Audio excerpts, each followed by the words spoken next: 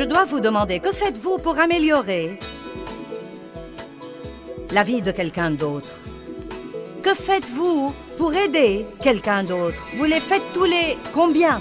Est-ce que supporter les autres et les aider fait partie de votre style de vie?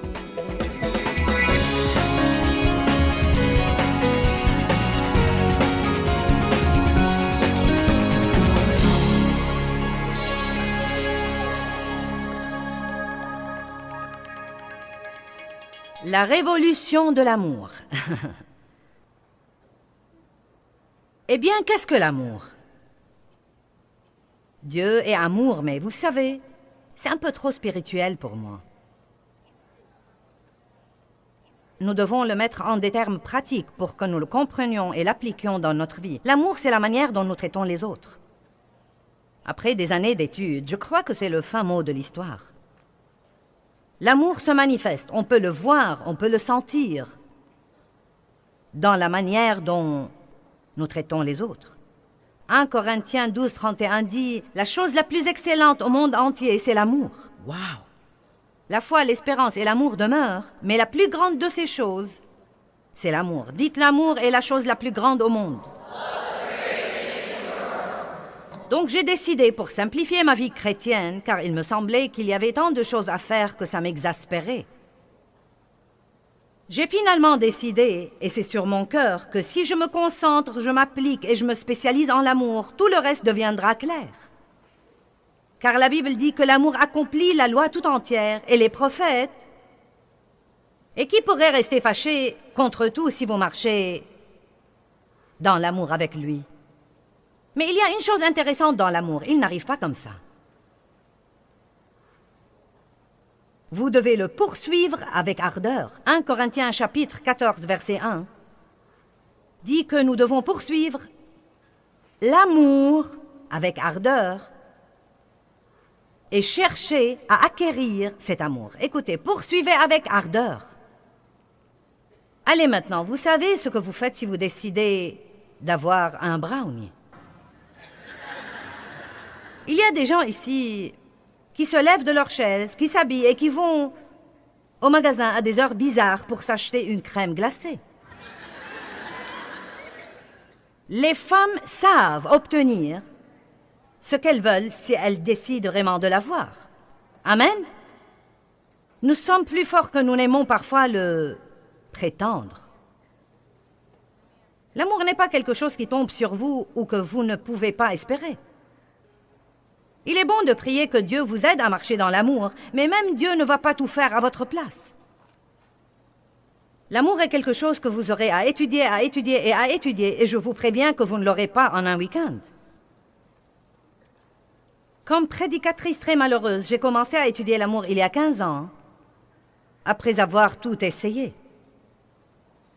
J'ai essayé la foi, mais sans comprendre que la foi n'opère que par l'amour. La Bible dit, vous pouvez avoir toute la foi jusqu'à transporter des montagnes, mais sans l'amour, vous n'êtes rien. Vous pouvez parler les langues des hommes et des anges, mais si vous n'avez pas l'amour, vous parlez en l'air. Et je crois que ça décrit une grande partie de l'Église. Beaucoup de bruit, beaucoup de paroles et très peu d'action. L'amour n'est pas des paroles en l'air, ce n'est pas une théorie, mais c'est faire quelque chose. Et c'est faire quelque chose exprès. L'amour n'est pas un sentiment, c'est une volonté. Avoir une volonté libre est le plus grand privilège, mais aussi la plus grande responsabilité que nous avons. J'ai mis devant toi la vie et la mort, choisis. Nous devons choisir. J'ai mis devant toi l'amour et la haine, choisis. J'ai mis devant toi le non-pardon et le pardon, choisis. Dieu ne nous oblige pas à faire ce qu'il faut, il nous dit ce que nous devons faire, il nous le montre même, mais il ne nous oblige pas à le faire. Il y a tant de versets incroyablement beaux et fantastiques sur l'amour dans la Bible. Ça n'arrête jamais de me stupéfier, et il n'y a pas un jour qui passe sans que je ne lise certains de ces versets, car j'ai constaté que je suis assez égoïste, et j'ai constaté que ma chair est toujours assez forte, et que si je ne prends pas des mégadoses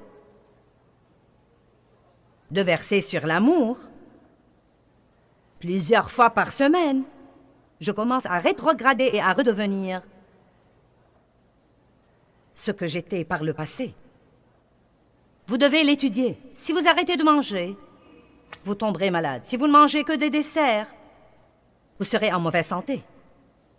Nous devons toujours veiller à nous nourrir non seulement des desserts de la parole de Dieu. Comment vous pouvez avoir votre miracle et comment vous pouvez prospérer et réussir et comment vous pouvez guérir. Mais nous devons veiller à nous nourrir aussi de la viande et des légumes de la parole de Dieu. Nous devons nous oublier, nous perdre de vue. Nous devons nous sacrifier, nous engager et souffrir. Je n'attendais pas à une bonne réaction de votre part. Mais vous savez, quand vous faites ce qu'il faut, quand vous n'avez pas envie de faire ce qu'il faut, votre chair va souffrir et vous allez le ressentir.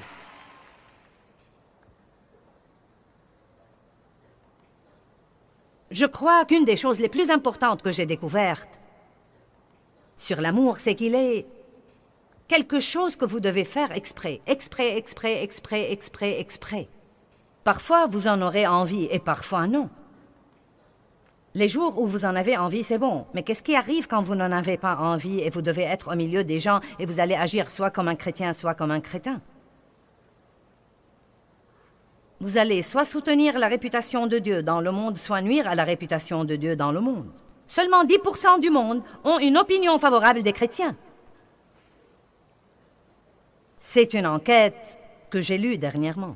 Seulement 10% des gens au monde ont une opinion favorable des chrétiens. Peut-être que nous dirons, eh bien oui, ils ne savent pas. Mais c'est à nous de nous faire une bonne réputation auprès du monde. C'est ce que Paul a dit à Timothée. Il lui a dit, celui qui cherche à être un leader doit avoir un bon témoignage auprès du monde.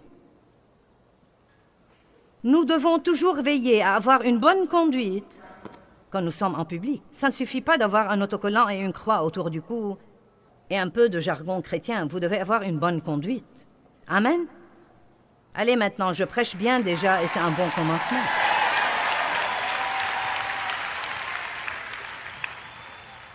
Aimer est un verbe, ce n'est pas un nom. Et les verbes sont des mots d'action, ils font quelque chose. Je dois donc vous demander maintenant, que faites-vous? Où que vous soyez dans cet édifice, je m'adresse à vous. Ceux qui nous regardent à la télé, je m'adresse à vous. Ceux qui nous regardent sur Internet, je m'adresse à vous. Si vous nous écoutez sur un CD ou un DVD, je m'adresse à vous. Personne n'est exclu. Je dois vous demander, que faites-vous maintenant pour améliorer la vie des autres? Que faites-vous pour aider quelqu'un d'autre? Et vous le faites tous les combien? Est-ce que supporter les autres et les aider fait partie de votre style de vie?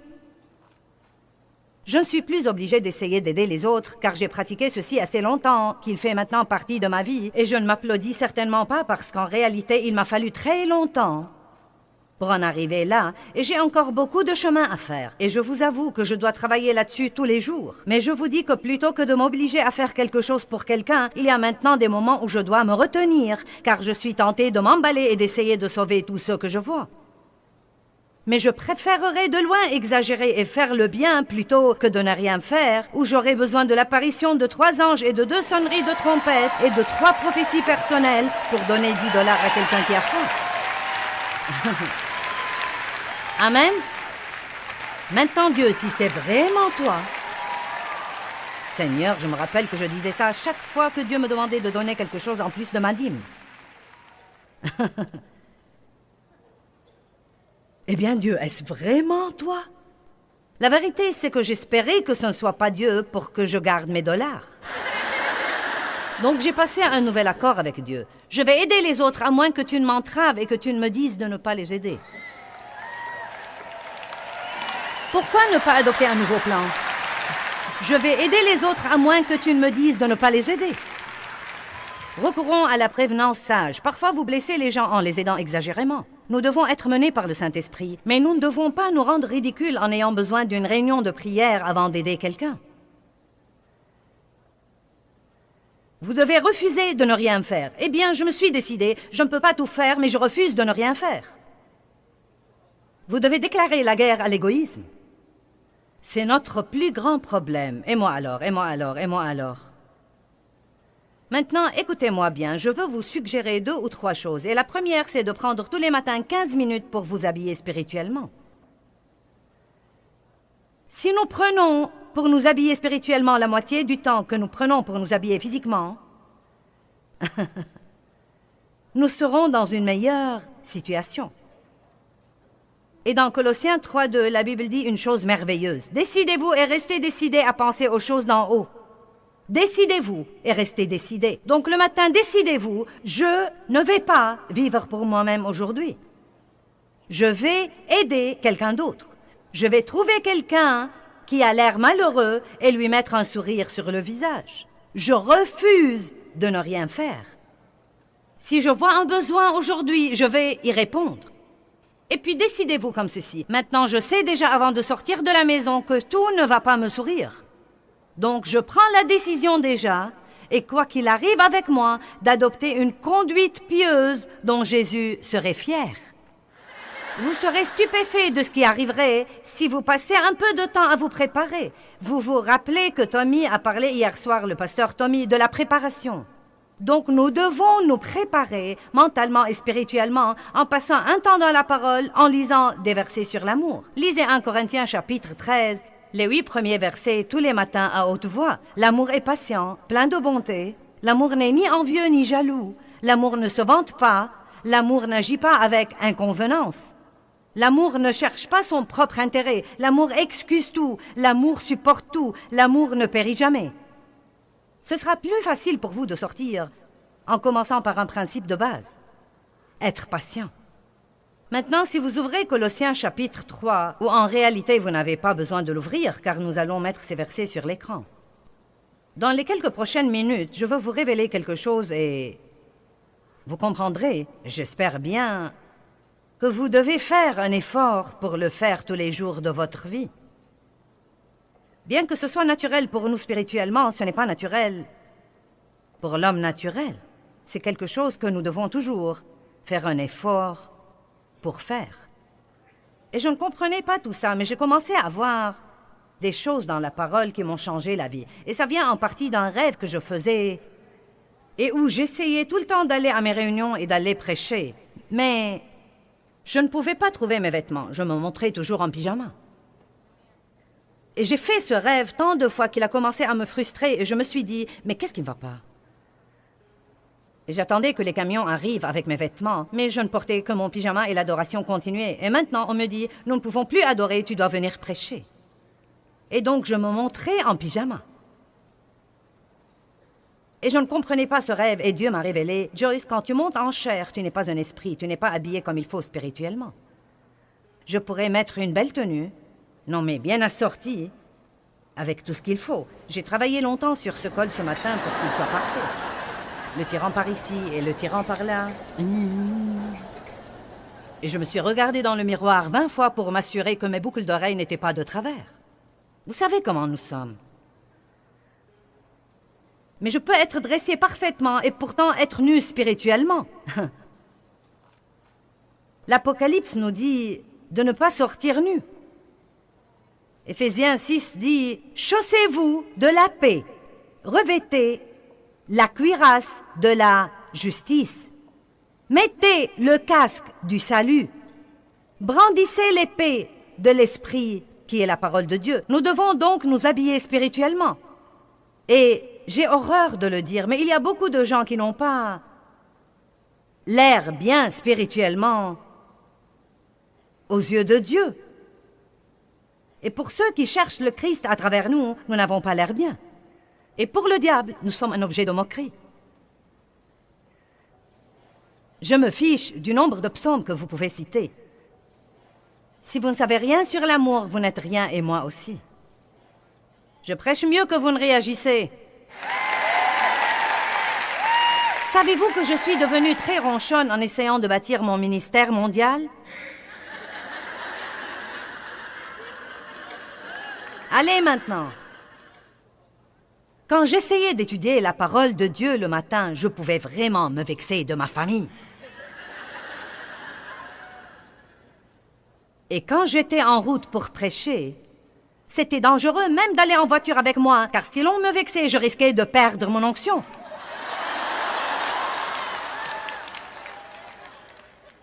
Allez maintenant. Et vous savez, mon cœur était juste. J'aimais Dieu. Je voulais faire ce qu'il me demandait de faire, mais je ne comprenais pas. Je priais pour l'amour. Mais la Bible dit que vous devez vous en revêtir.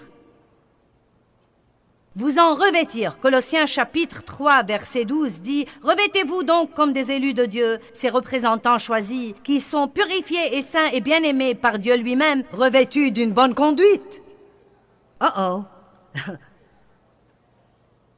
Avez-vous pensé aujourd'hui au genre de conduite dont vous pouvez vous revêtir? Surtout si vous vous êtes réveillé du pied gauche ou si certaines de vos hormones sont disparues hier soir. Revêtez-vous d'une conduite caractérisée par des entrailles de miséricorde, de bonté, d'humilité, de douceur, de patience, inlassable et à toute épreuve et, écoutez ce qu'il dit, qui puisse tout supporter avec amabilité.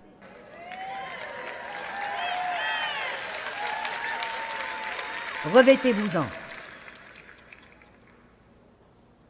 Vous êtes-vous fâché parce que quelqu'un vous a gêné le passage à la table des bandes ou que quelqu'un vous a pris la place? Peut-être que vous feriez mieux de vous rhabiller. 14. Et par-dessus toutes ces choses, revêtez-vous de l'amour. Maintenant, c'est une partie de mes vêtements. Ils les ont traînés du studio, de la télé jusqu'ici. Et je veux que vous sachiez que, quand je veux m'habiller, je ne me contente pas de leur dire « Sautez sur mon corps !»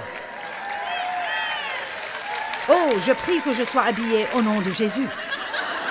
Dieu, s'il te plaît, habille-moi ce matin. Non. Je dois examiner ces trucs très soigneusement. Parfois, je mets ceci et puis je ne l'aime pas et je mets cela. Puis parfois, je mets quelque chose d'autre et il ne me plaît pas. Je suis connue pour me changer jusqu'à 5 fois. Ne riez pas de moi, car vous faites la même chose. Parfois, je change même mon pyjama 2 ou 3 fois. Vraiment, je suis bizarre lorsqu'il s'agit de pyjama. Je suis fanat de pyjama. Je ne supporte pas de dormir en mettant le même pyjama nuit après nuit. Je veux qu'il soit mignon.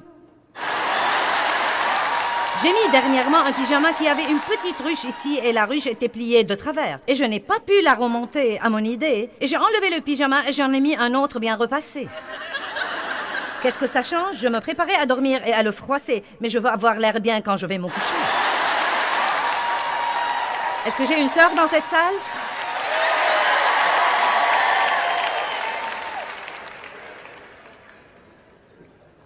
Je comprends à propos de se revêtir et de se dépouiller. La Bible dit « Revêtez-vous de Christ, revêtez-vous de l'homme nouveau, dépouillez-vous du vieil homme. » Et je ne suis jamais de ma vie allée à ma penderie pour prier qu'un vêtement se mette sur moi, et ça s'est réalisé.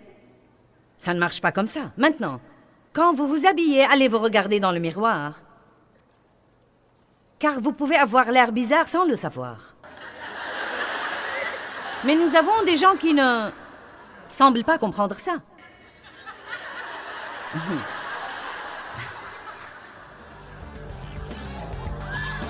Comme Amanda, par exemple. Elle ne pense sûrement pas qu'elle a l'air bien. Ma chère, tes chaussures ne sont pas assorties. C'est vraiment très, très demandé. Oh oui, tu es excessivement maquillée. Et la plume doit s'en aller. Tu t'es regardé dans le miroir dernièrement?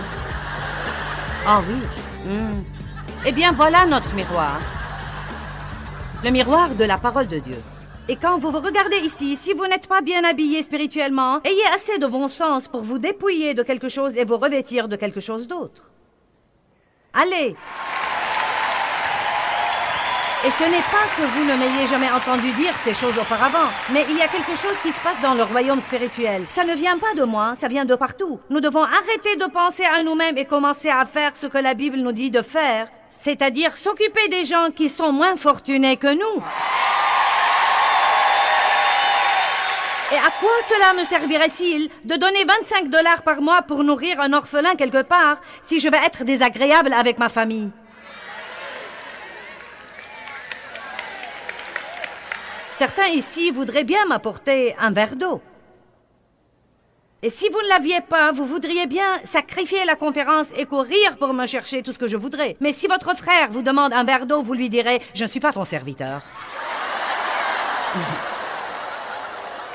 Allez! Maintenant, s'il vous plaît, comprenez ce que je vais vous dire. Oh Dieu, je prie qu'ils comprennent ceci. Si vous ne vous rappelez rien d'autre, rappelez-vous ceci, s'il vous plaît. Je ne crois pas que ce que nous faisons devant les gens soit la chose la plus importante dans notre vie. Ce que les gens nous voient faire est important et nous devons donner le bon exemple. Mais je crois que si nous posons pour la galerie et puis, comme personne ne nous voit, nous sommes tout à fait une autre personne, je crois que nous détruisons complètement tout le bien que nous aurons fait. Donc je vais juste vous dire qu'il n'y avait pas de vrai changement pour moi tant que je faisais ça, comme une œuvre religieuse pour impressionner mes amis chrétiens. Eh bien, j'ai vraiment vu un changement dans ma vie de prière, dans ma puissance avec Dieu, dans ma joie, quand j'ai commencé à faire un effort pour faire ce qu'il faut, quand personne ne regardait à part Dieu. Et quand j'ai vraiment commencé à faire un effort pour traiter chaque personne comme si elle était de la famille royale, non seulement ceux que je voulais impressionner, non seulement ceux qui pourraient me supporter et m'aider, mais chaque personne est chère à Dieu. Et tous ceux qui sont accablés, ceux qui sont opprimés, ceux qui sont blessés, sont ceux qui, si quelqu'un veut se donner du mal pour aider, ceux-là devraient être ceux que nous faisons tout pour aider. Rendez gloire à Dieu. Maintenant, dans Romains 8, un autre verset qui a été très important pour moi dans ma vie avec Dieu. Qui de vous comprend ça? Je prie que l'onction vous l'enfonce dans la tête. Le Saint-Esprit est assis là avec vous, travaillant ceci en vous. Car sans lui, c'est des paroles en l'air. Et je ne veux pas que ceci soit juste un autre message ou une autre conférence. Je veux vraiment que vous puissiez y repenser 20 ans plus tard et dire « C'était un vrai changement, un tournant dans ma vie. » Et ne restez pas là à ne rien faire et à prier que Dieu vous donne un exaucement. Décidez que vous allez changer. Merci, je t'aime aussi. Romain, eh bien, je sais ce qu'il dit, mais je n'arrive pas à le trouver. Il dit simplement dans la Bible amplifiée que nous devons arrêter de céder aux caprices de la chair. Tant que vous cédez aux impulsions, aux sentiments incontrôlables, vous ne saurez jamais ce que vous allez ressentir, mais vous pouvez contrôler vos actions. Vous avez compris? Je ne peux pas contrôler mes sentiments, mais je peux faire quelque chose à mes actions et je suis en fait si reconnaissante à Dieu de me l'avoir appris. Et je suis passée par là et cela me permet de vous le prêcher plus puissamment puisque je l'ai expérimenté moi-même.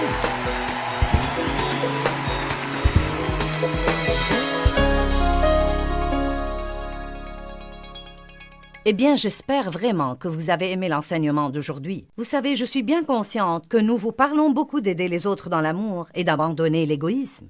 Mais je ne sais pas comment nous pouvons ne pas en parler beaucoup puisque Jésus a dit que c'était le commandement nouveau qu'il nous a donné, de nous aimer les uns les autres comme il nous a aimés lui-même. Et je ne sais pas ce que vous en pensez, mais je dois pratiquement résister à l'égoïsme tous les jours de ma vie. Et j'apprécie un enseignement comme celui-ci, et j'écoute parfois le mien pour pouvoir me rappeler que je ne dois pas être une personne si égocentrique, et me rappeler que la vraie joie et la vraie victoire, et même la puissance et la paix, et beaucoup d'autres bonnes choses, viennent d'arrêter de penser à nous-mêmes et de venir à l'aide des autres.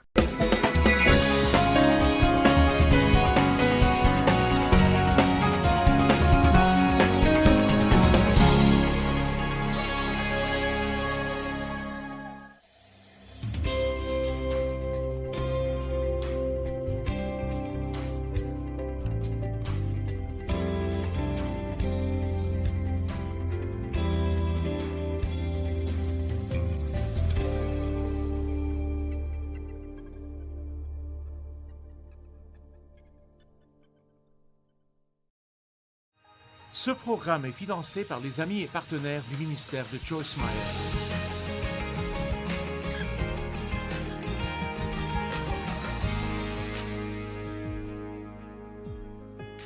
Les conséquences de certaines choses amènent la mort. Et quand je parle de la mort de cette façon, je ne parle pas de ne plus respirer et d'être dans une tombe. En fait, dans la Bible amplifiée, il est question du type de mort dont on parle. Et surtout dans Romains 6, où nous allons lire quelques versets, il est écrit « Car le salaire du péché est la mort. » Mais il continue « La mort qui comprend toutes les misères imaginables, ici et dans l'au-delà. » Alors, combien de chrétiens vivant une vie misérable marchent sur la terre?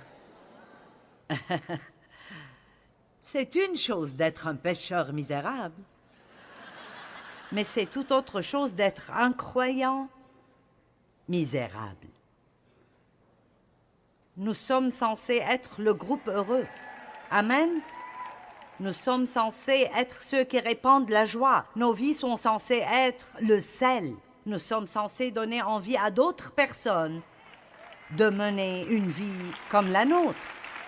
Nous n'avons même pas vraiment à nous soucier de prêcher autant si nous sortons dans le monde et vivons la vie que Jésus est mort pour nous donner. Vous serez comme un aimant et les gens seront attirés par vous et voudront savoir ce que vous avez. Mais tant que nous continuons à ne pas être différents de tous les autres, sauf que nous allons à l'église le dimanche, allez, vous savez de quoi je parle.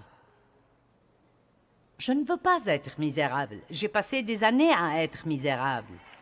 Et je n'ai plus l'intention d'être misérable. Et vous savez ce que j'ai découvert? Si je veux être heureuse, je dois décider de l'être.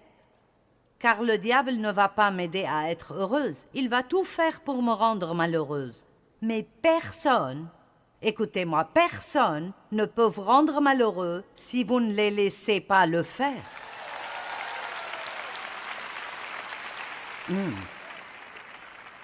Je vous ai dit que j'avais toutes sortes de problèmes. Je veux dire, j'ai été abusée pendant 15 ans par mon père.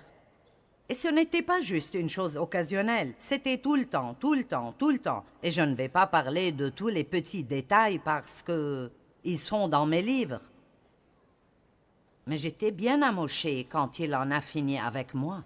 Et j'avais l'air bien à l'extérieur. Il ne semblait pas que quelque chose allait mal, mais il y avait le chaos dans mon âme. Et quand vous avez le chaos dans votre âme, cela commence à apparaître dans les relations. Amen. D'une part, je ne m'aimais pas parce que je pensais que quelque chose n'allait pas en moi. Et si vous ne vous aimez pas, vous ne pourrez pas vous entendre avec qui que ce soit. Et donc j'étais misérable. Et par conséquent, je me suis mise à essayer de rendre Dave misérable. Et les misérables ne réalisent même pas ce qu'ils font. Mais la vérité est que lorsque vous êtes misérable, vous ne voulez pas que les autres soient heureux. Vous voulez que les autres soient misérables avec vous. Et vous ne le faites pas exprès, mais vous essayez vraiment de les rendre misérables. Mon père était un homme vraiment misérable, et il faisait de son mieux pour rendre tout le monde autour de lui misérable. Et nous l'avons tous laissé faire, car nous ne savions pas mieux. Eh bien, Dave était un chrétien rempli de l'esprit qui priait pour une épouse. Et il a prié pour quelqu'un qui a besoin d'aide. Maintenant, faites très attention à comment vous priez. Pouvez-vous imaginer prier cela? Mais voyez, c'est ce qu'un chrétien fort dit. Il dit « Donne-moi quelqu'un qui a besoin d'aide. Je veux que tu m'utilises. Dieu, vous savez. » Je ne pense même pas qu'il savait ce qu'il faisait quand il priait pour ça. C'était comme... Peut-être était-il en transe lorsqu'il a prié cette prière. Et vous savez, il a eu quelqu'un qui avait besoin d'aide. Mais Dave était assez fort dans le Seigneur pour ne pas me laisser le rendre misérable. Et plus il restait heureux, plus il me mettait en colère. Est-ce que quelqu'un sait de quoi je parle? Mais c'était l'une des meilleures choses qu'il ait faites pour moi. Parce que j'ai vu, maintenant écoutez-moi, ceux d'entre vous qui sont mariés à quelqu'un qui essaye de vous rendre malheureux. Allez. Ou peut-être êtes-vous celui qui passe tout son temps à essayer de rendre quelqu'un d'autre malheureux. Je ne sais pas, vous êtes celui qui est ici alors. Je dois prêcher à qui je dois prêcher. Mais ce que j'ai commencé à voir était la stabilité. Quelque chose que je n'avais jamais vu auparavant. J'ai commencé à voir quelqu'un qui n'était pas contrôlé par des circonstances extérieures. Dave m'aimait inconditionnellement, mais je devais recevoir l'amour. Il n'agissait pas en fonction de mon comportement. Il était simplement qui il était. Et l'une des choses que nous devons apprendre est d'être ce que Dieu veut que nous soyons, peu importe ce que font les autres. M'entendez-vous? Peut-être que quelqu'un a été méchant avec vous, il ne vous a pas bien traité. Et maintenant, votre tentation est de construire un mur, de ne pas les laisser entrer dans votre vie et de ne pas leur parler. Ce n'est pas la façon dont Dieu veut que vous répondiez, parce que maintenant, vous les laissez vous contrôler. Et ce que vous devez faire, c'est simplement dire « Mon Dieu, je vais être qui je suis. Et je vais te faire confiance pour prendre soin d'eux. » Alors je vous dis que vous ne devez pas laisser les autres vous rendre malheureux. Et c'est quelque chose que vous pouvez faire, mais seulement si vous avez la maîtrise de soi. Parce que vos émotions, quiconque vit d'après ses émotions, pourrait tout aussi bien se mettre des tampons qui disent « détruit » et imprimer cela sur votre vie. Nous ne pouvons pas vivre d'après les émotions et avoir la victoire. La victoire exige que nous ayons la maîtrise de soi. Et la maîtrise de soi n'est pas seulement le manger et l'exercice, mais c'est aussi contrôler vos pensées, contrôler vos paroles et vos attitudes et ces émotions qui veulent sombrer chaque fois que des circonstances ne nous conviennent pas. Nous devons nous renforcer un peu, pouvoir surmonter la déception et rester heureux lorsque nous ne réussissons pas. Allez, je vais répéter ça de ce côté. Restez heureux quand on n'a pas ce qu'on veut. Pouvez-vous être heureux quand vous n'avez pas ce que vous voulez? Amen. Nous passons trop de temps à essayer de faire en sorte que Dieu et le monde entier nous servent. Et Jésus a dit qu'il est venu pour servir et non pour être servi. J'espère que vous continuez à m'aimer. Car le salaire du péché est la mort. Le péché vous rend malheureux. Chaque type de misère. C'est pourquoi au lieu de vous mettre en colère contre les gens qui font des choses qui nous font mal, nous devons réaliser que les personnes blessées blessent les gens. Et le péché apporte sa propre punition. Vous n'avez pas à vous soucier d'essayer de punir quelqu'un qui pêche. Il a sa propre punition et sa misère. Pensez-vous vraiment qu'un toxicomane est heureux? Non, il est misérable. Pensez-vous vraiment que quelqu'un qui ne fait que maltraiter les autres tout le temps est une personne heureuse? Non, il ne l'est pas. Il est misérable. Le péché, le salaire du péché est la mort. La mort qui comprend toutes les misères que nous pouvons avoir dans cette vie et dans celle à venir. Romains 8:6 dit « Et l'affection de la chair, c'est la mort ». De nouveau, il ne s'agit pas d'être dans une tombe. Il dit que plus vous pensez à vous-même et à la chair et ce que vous voulez et ce que vous n'avez pas et ce que vous pensez que vous devriez avoir et ce que les autres ont que vous ne pensez pas qu'ils devraient avoir. Allez! Passez votre journée à penser comme ça et voyez à quel point vous serez heureux à l'heure de se coucher. Vous ne serez pas très content. Dites plutôt « Dieu, je crois que je suis entre tes mains et que tu as un plan pour ma vie. Et aussi longtemps que je t'obéis et que je fais ce que tu veux, quand tu voudras me bénir, aucun diable en enfer ni personne ne pourra t'en empêcher. » Allez, la vraie promotion vient de Dieu, pas de l'homme. J'espère que vous ne vous lasserez pas de m'entendre dire cela, mais cela ne m'importe pas, même si c'est le cas, parce que nous avons besoin d'entendre les choses encore et encore et encore. La chair est naturellement égoïste. Elle veut ce qu'elle veut.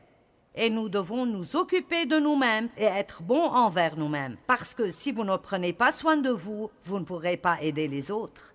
Mais je ne parle pas d'être égoïste et égocentrique. Ce que nous devons faire est à dessein. Dites tous à dessein. Je souligne cela parce que je dois le faire à dessein. Et je poursuis ce truc divin depuis plus de 40 ans, presque 45 ans maintenant. Je veux dire étudier la parole, prêcher la parole, faire vraiment tout ce que je sais faire pour essayer de vivre selon la parole. Et chaque jour de ma vie, je dois toujours utiliser la maîtrise de soi. Je dois encore me dire non et je dois encore résister à être égoïste. Je pensais l'autre jour à des façons par lesquelles je suis vraiment tellement égoïste. Et je déteste cela. Je ne veux pas être comme ça. Dieu merci, il nous change de gloire en gloire. Mais ce que je dois faire, c'est à dessein. Que tout le monde dise à dessein. Pensez à ce que je peux faire pour quelqu'un. Je vous mets au défi. Comme, disons par exemple, juste exhorter quelqu'un.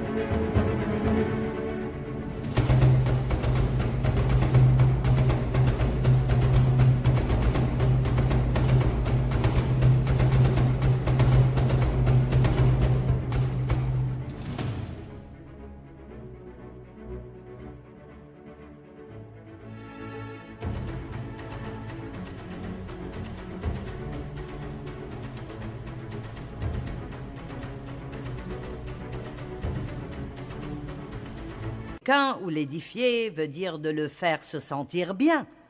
Juste faire que quelqu'un se sente bien. Chacun de vous a la capacité, quel que soit le nombre de problèmes que vous avez une capacité incroyable pour que quelqu'un d'autre se sente mieux. Pensez à cela. Et je me risquerais à dire que beaucoup trop de gens n'utilisent pas cette capacité du tout. Ils veulent que tout le monde les aide à se sentir mieux. Mais ils ne donnent pas vraiment leur vie pour que les autres se sentent mieux. Je suis plutôt axée sur les objectifs et j'aime donc entreprendre de petits projets divins, des choses que j'estime que Dieu veut que je fasse. Et ça devient mon petit projet. Et donc, pendant un temps, je faisais un petit projet et c'est devenu une habitude. Et c'est ce qui arrive quand vous faites quelque chose pendant une longue période. Vous le faites juste et vous ne réalisez même pas que vous le faites. Je n'ai pas besoin d'essayer d'aller me brosser les dents. Je me brosse les dents 4 ou 5 fois par jour et je ne m'en rends même pas compte. Je ne dis pas « bon, je dois aller me brosser les dents ». Je le fais simplement. Eh bien, pendant longtemps, je pratiquais ce projet. Et c'était de faire sourire au moins 3 visages par jour. Faire quelque chose pour faire sourire 3 personnes.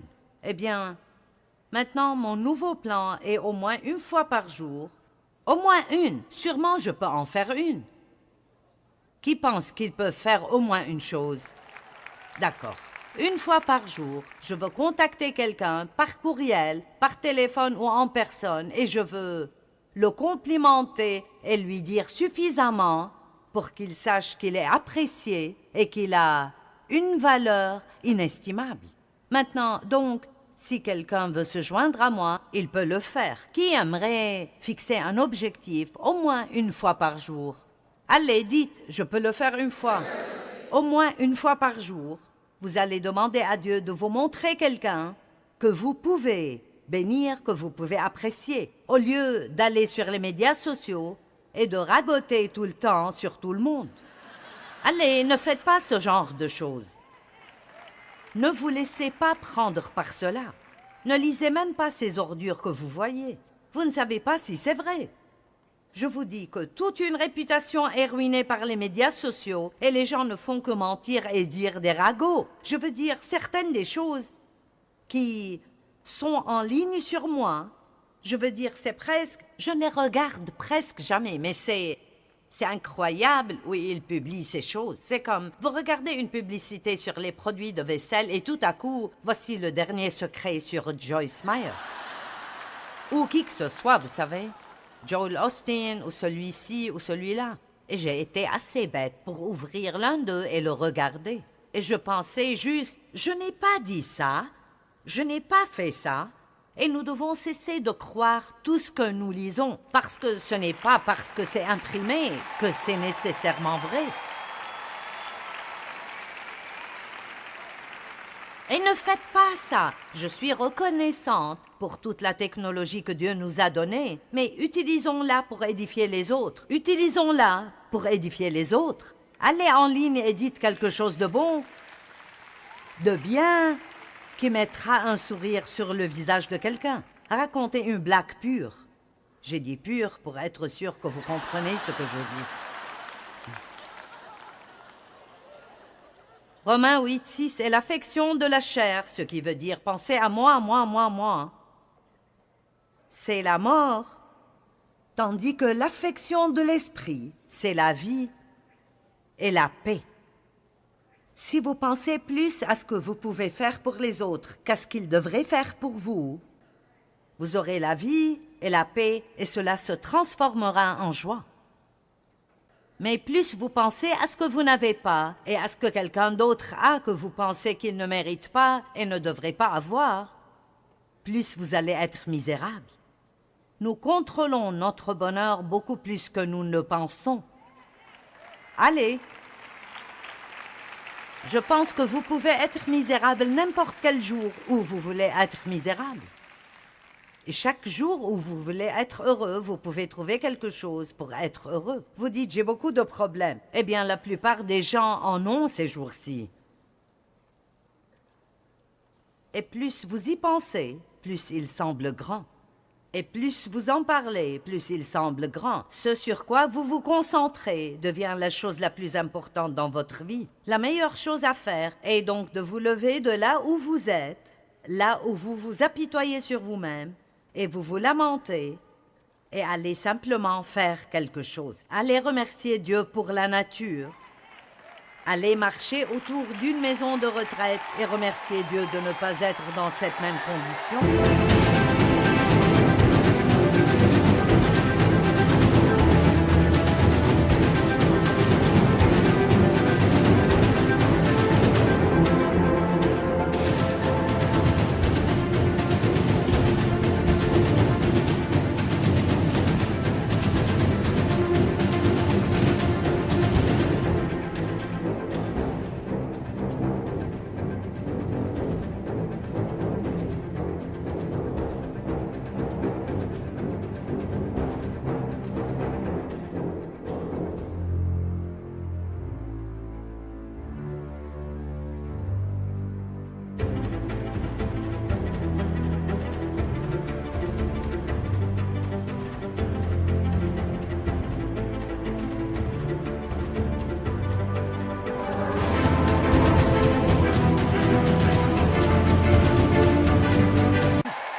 Amen.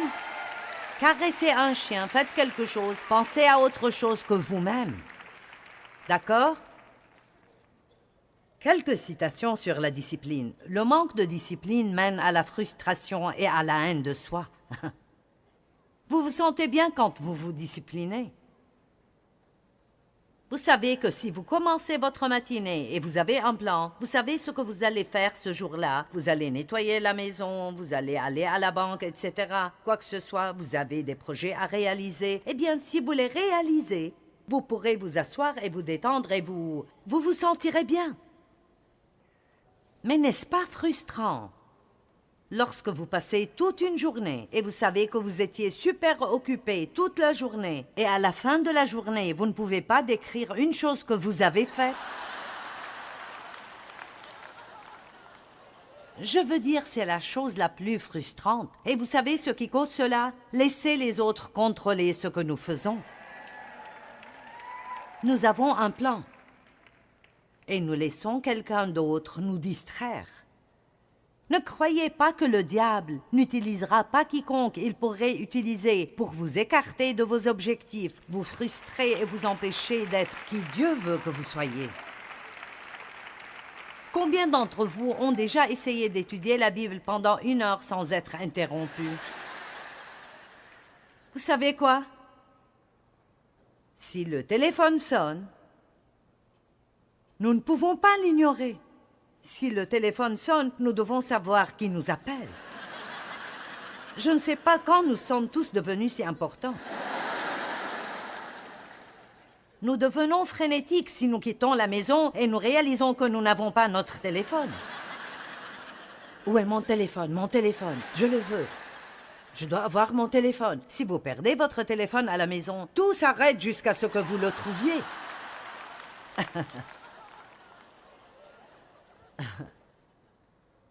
Je me souviens de l'époque où nous avions 1 ligne pour 4. Quelqu'un d'autre d'aussi vieux? D'accord.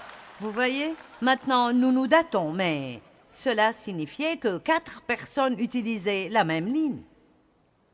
Et donc, si vous vouliez téléphoner et vous preniez l'appareil et quelqu'un parlait, vous deviez raccrocher et attendre. Et pour qu'il se dépêche, vous décrochez et raccrochez, décrochez et raccrochez.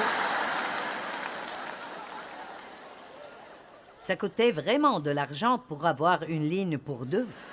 Et...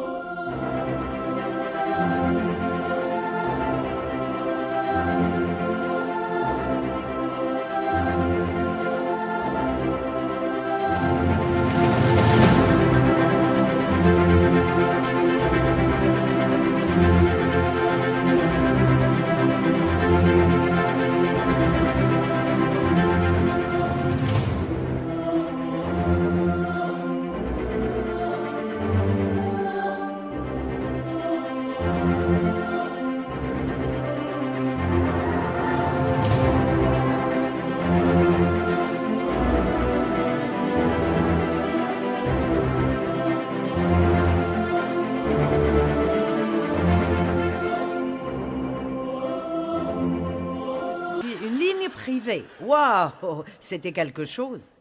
Et je me souviens que lorsque vous conduisiez, si vous vouliez téléphoner, vous deviez trouver un téléphone public. Allez!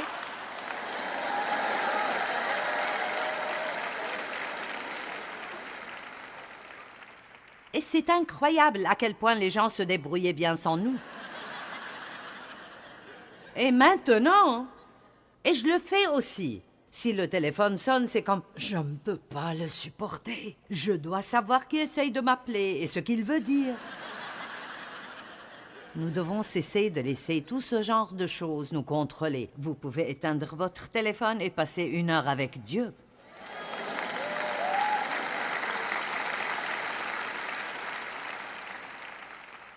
Les caractéristiques d'une personne disciplinée, ils font toujours un effort supplémentaire. Ils font toujours plus que ce qu'ils voient. Des gens indisciplinés ou paresseux, ou des gens qui ne sont pas excellents, ils font juste et à peine le nécessaire. Mais une personne excellente ou une personne disciplinée ne fait pas cela. Matthieu 25, 1 à 10. Très bonne parabole, et elle donne une si belle leçon. Le royaume des cieux sera semblable à 10 vierges qui, ayant pris leur lampe à l'air, à la rencontre de l'époux, 5 étaient insensés et 5 sages. Vous voyez, c'est notre choix d'être sage ou d'être insensé. Et le sage fait maintenant ce qui le rendra heureux plus tard, même si cela signifie sacrifier maintenant pour un avenir meilleur. Tout châtiment semble d'abord un sujet de tristesse, mais plus tard, ceux qui ont ainsi été formés jouiront d'un fruit paisible de justice. Certains vivent comme s'il n'y avait pas de lendemain, mais demain viendra. Donc vivez aujourd'hui de manière à être heureux demain quand demain viendra, au lieu de dire « Oh, j'aurais aimé » et il sera trop tard pour revenir en arrière. Les insensés, en prenant leur lampe, ne prirent point d'huile avec elle. La Bible amplifiée dit « pas d'huile supplémentaire avec elle ». Et j'aime mieux cela car elles ont pris juste assez d'huile pour que leur lampe reste allumée si tout se passait parfaitement bien. Êtes-vous l'une de ces personnes à qui il faut 22 minutes pour aller au travail?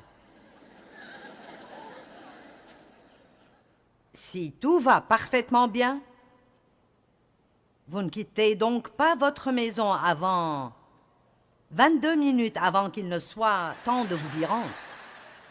Et puis vous montez en voiture, vous avez oublié votre téléphone. Je dois avoir mon téléphone. Je retourne prendre le téléphone. Maintenant, il ne vous reste que 19 minutes pour faire un trajet de 22 minutes. Ensuite, vous avez oublié vos lunettes de soleil. Et si vous êtes comme moi, vous devez avoir des lunettes de soleil. Donc, je dois retourner les amener. Et quand j'arrive à la porte, je réalise que j'ai laissé mon sac dans la voiture et que mes clés sont dans mon sac. Salut, est-ce que quelqu'un passe par ces mêmes expériences? Maintenant, vous avez 15 minutes pour faire un trajet de 22 minutes. Puis, vous êtes bloqué derrière une vieille personne lente. Cette vieille personne ne devrait même pas avoir un permis de conduire. Je serai en retard au travail à cause d'elle. Allez.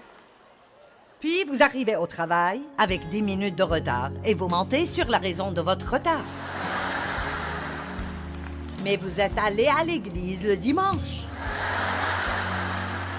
Allez, louez Dieu à haute voix.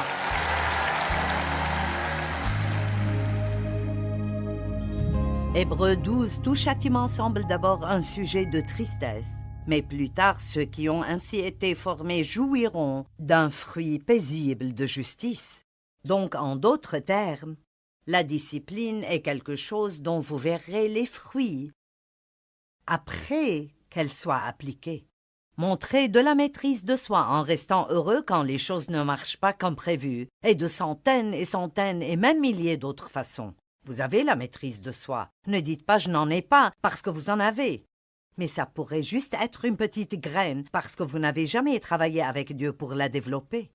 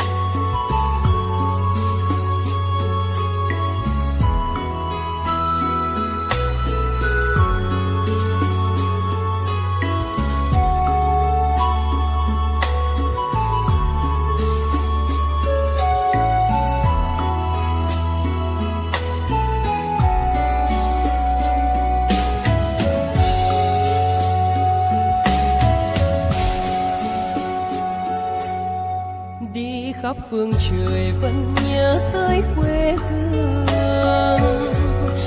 Người về đây thăm làng trù quê mẹ và làng sen quê cha, xúc động bồi hồi người rơi giọt lệ thương mái nhà tranh.